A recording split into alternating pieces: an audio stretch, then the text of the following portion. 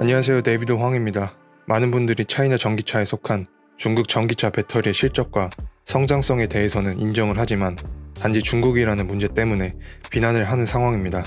특히 최근에 발생한 중국 전기차 기업의 연쇄 도산과 IRA 법안 문제, 그리고 중국 내수 시장은 점유율에서 제외해야 한다고 하는 주장이 과연 맞을지 살펴보겠습니다. 먼저 기업의 연쇄 도산 문제입니다. 대부분 기업이 연쇄 도산했으니 중국 전기차 배터리 회사는 망했다라고 생각하실 수 있습니다. 하지만 이는 잘못된 생각입니다. 중국에는 전기차 배터리 회사의 수가 굉장히 많은데 이는 정부에서 정책적으로 산업을 키우기 위해 보조금을 지원하였기 때문입니다. 이로 인해 기업들은 경쟁하고 산업에서 1위가 되기 위해 노력합니다. 하지만 중국은 보조금 지원을 중단하였고 자연스럽게 경쟁이 떨어지는 기업들은 도태되고 경쟁력 있는 기업만 살아남는 구조가 된 것입니다. 규모의 경제 측면에서 얘기하면 살아남은 기업들은 기업의 인수 등을 통해 몸집을 키우고 자연스럽게 대량 생산 규모의 확대와 기술의 개발 등이 진행되고 고정비가 감소하여 소비자들은 상대적으로 저렴한 가격에 재화를 구매할 수 있게 됩니다. 이때 기업은 적은 고정비로 인해 이윤이 급속하게 증가하는 단계에 진입하게 됩니다.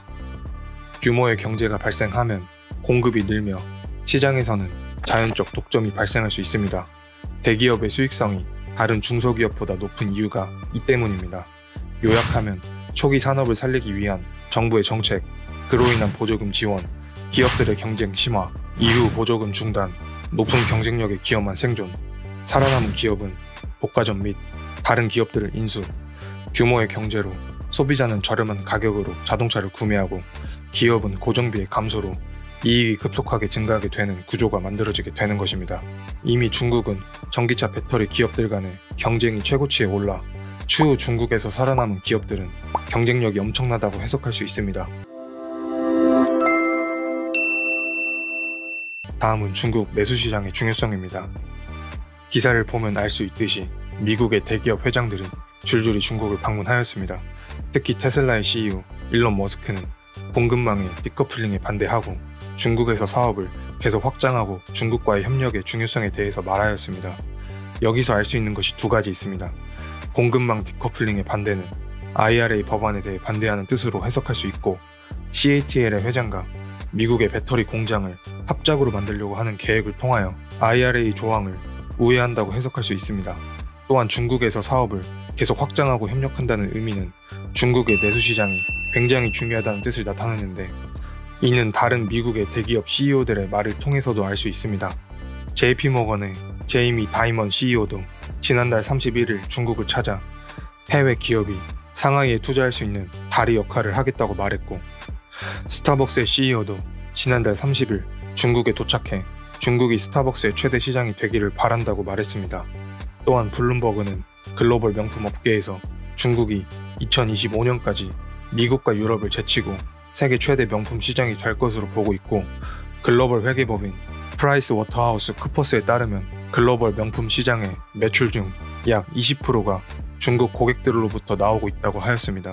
현재 중국은 일론 머스크를 비롯한 글로벌 기업 임원의 중국 방문 소식을 보도하며 여러 기업에 개방된 국가라는 사실을 강조하였습니다.